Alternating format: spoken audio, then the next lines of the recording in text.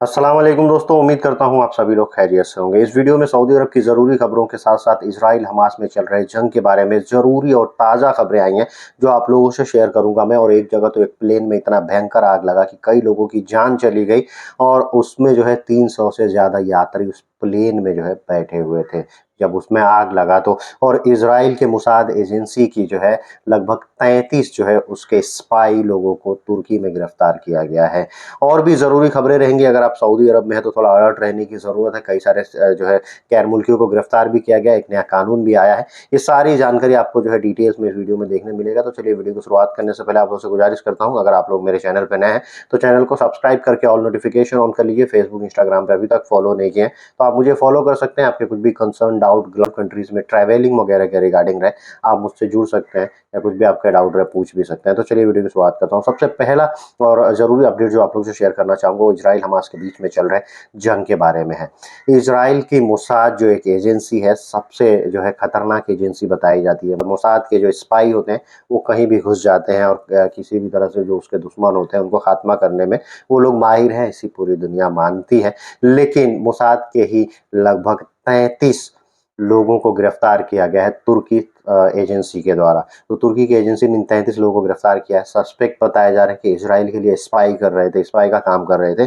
तो जो लोग भी इजराइल के लिए स्पाई का काम करते हैं वो आम नहीं होते हैं, वो सारे मोसाद के ही ये होते हैं, मेंबर्स होते हैं। तो ये मोसाद के मेंबर गिरफ्तार किया गया है तुर्की में। तुर्की को बड़ी कामयाबी मिली है, तो तुर्की की जानकारी इजराइल को शेयर कर रहे थे ये लोग। दूसरा जो अपडेट है वो लेबनान के बेरूत, जो उसकी राजधानी है बेरूत, वो बेरूत सिटी में रह रहे एक हमास के जो उप प्रमुख थे उनको मार गिराया गया है। और वो जिस बिल्डिंग में थे उस पर ड्रोन से हमला किया गया। ड्रोन हमले में जो है बिल्डिंग क्षतिग्रस्त हुई और ये जो उप प्रमुख हमास के बताए जा रहे हैं इनका उसमें डेथ हो गया। अभी तक लगभग जो बताया जा रहा है 22,000 से ज़्यादा जो नागरिक हैं गाजा के, उनकी मौत हो चुकी है इस संघर्ष में हमास और इजराइल के। दोस्तों अगला खबर है फ्रांस की राजधानी पेरिस से। पेरिस में इजराइल का जो एम्बेसी है उस इजराइल एम्बेसी के सामने जो है वहाँ के आम लोगों ने प्रदर्शन किया। नए साल के मौके पे बोला हम लोग जो है नया साल नहीं मनाएंगे इस जेनोसाइड के चलते हुए। ये जो जेनोसाइड हो रहा है और जिस तरह से बेकसूर लोगों को मारा जा रहा है, इसको देखते हुए हम जो है नया साल सेलिब्रेट नहीं करेंगे। सेलिब्रेशन का मौका नहीं है। सीज फायर के लिए वहाँ पे जो है नारेबाजी की गई कि इजराइल को सीज फायर करना चाहिए, जंग को रोकना चाहिए, बेकसूरों को मार रहा है जो जिस तरह से उसको खत्म करना चाहिए। दोस्तों बात करते हैं सऊदी अरब की कुछ जरूरी खबरों की। सऊदी अरब के ईस्टर्न प्रोविंस में जो है 3 पाकिस्तानी नागरिकों को गिरफ्तार किया गया। ये लोग के पास से लगभग 2.83 किलो तक कह सकते हैं शाबू मिला, जो कि एक नशीला पदार्थ होता है। तो उसका ये लोग स्मगलिंग वगैरह कर रहे थे।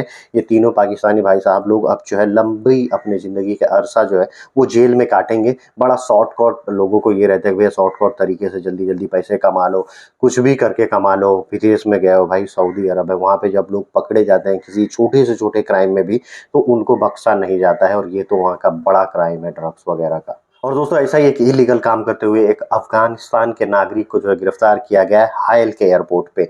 हाइल एयरपोर्ट पे ये इलीगल तरीके से पहुंचा और फॉर्ज डॉक्यूमेंट, फर्जी डॉक्यूमेंट इसके पास थे, यानी जो पासपोर्ट वगैरह थे वो सब अलग तरीके से फर्जी तरीके से बनवा के ये भाई साहब जो है हाइल उतरे और सऊदी में एंट्री करने की कोशिश की है। लेकिन वहीं एयरपोर्ट पे इनको जो है पकड़ लिया गया है। इनका जो भी फॉर्जरी था वहाँ पे पर्दाफाश हो गया। तो कई लोग कोशिश करते हैं गलत डॉक्यूमेंट वजह के जरिए चले जाएं। ये पिछले दिनों बहुत लोग पाकिस्तानी हो या अफगानी पकड़े जा रहे हैं वहाँ पे, या फिर जो लोग सऊदी अरब में बैन है वो लोग भी जो है अपने फिंगर पे अलग तरीके से चेंजिंग करके या फिर एक कोई केमिकल टाइप का आता है वो लगा के और उसके जरिए भी चाहते हैं कि हम फौज कर लें, क्योंकि पहले से उनका जो है ऑलरेडी फिंगर रहता है। तो उसमें भी काला कांडी करने की कोशिश करते हैं, लेकिन ऐसे लोग भी पकड़े जाते हैं। दोस्तों एक खतरनाक नया अपडेट आया है, नया कानून आया सऊदी अरब में। बताया जा रहा है इसमें कि पब्लिक प्रोसिक्यूशन की तरफ से, पब्लिक सिक्योरिटी की तरफ से बताया गया है पेनाल्टी लगेगी जो लोग भी वहाँ भीख मांगते हैं, भीख मांगते हुए पकड़े जाएंगे। अगर आप इंडिविजुअली यानी अकेले हैं, आपका कोई ग्रुप से ताल्लुक नहीं, अकेले आप वहाँ पे भीख मांग रहे, कई लोग ऐसा करते हैं, तो भीख मांगते हुए पकड़े जाने पे 50,000 रियाल का फाइन लगेगा, 6 महीने की जेल होगी और कई हदों में तो ये दोनों सजा हो सकता है।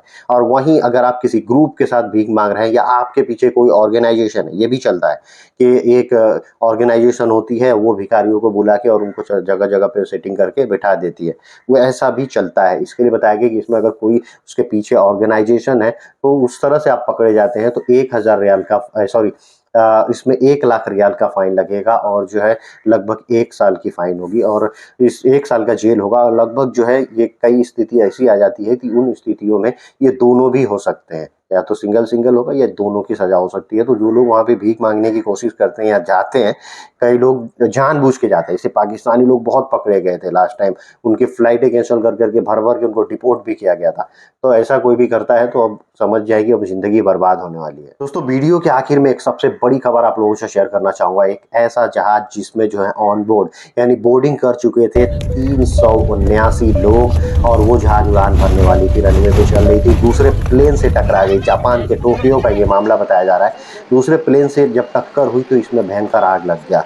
अंदर का आप वीडियो देख सकते हैं, लोगों में अफरा-तफरी का माहौल। इस सिचुएशन में लोग क्या करेंगे, क्या कर सकते हैं क्योंकि प्लेन के अंदर हैं, लेकिन फिर भी इन सारे लोगों को बचाया गया। एक नुकसान हुआ क्योंकि इन लोगों की आँखों के सामने और बचाते-बचाते जो सर्विस क्रू थे, जो उस प्लेन में थे, उसमें से 5 सर्विस क्रू मेंबर की जान चली गई। 5 लोग जो उस मेंबर थे क्रू वाले, वो मर गए इन लोगों को बचाते-बचाते। तो क्रू मेंबर की जो ज़िम्मेदारी होती है, सबसे पहले उनकी ये ज़िम्मेदारी होती है कि अगर कोई भी दिक्कत वाली बात होती है फ्लाइट में, तो सबसे पहले वो अपना कर्तव्य निभाते हैं और वो लोगों को जो है खाली कराने की कोशिश करते हैं कि लोगों की जान बचे। बाद में वो अपनी जान जो है भले ही गँवा दें। आज की वीडियो करता हूँ यहीं समाप्त, मिलते हैं जो अगली वीडियो में। Thank you guys, thank you for watching.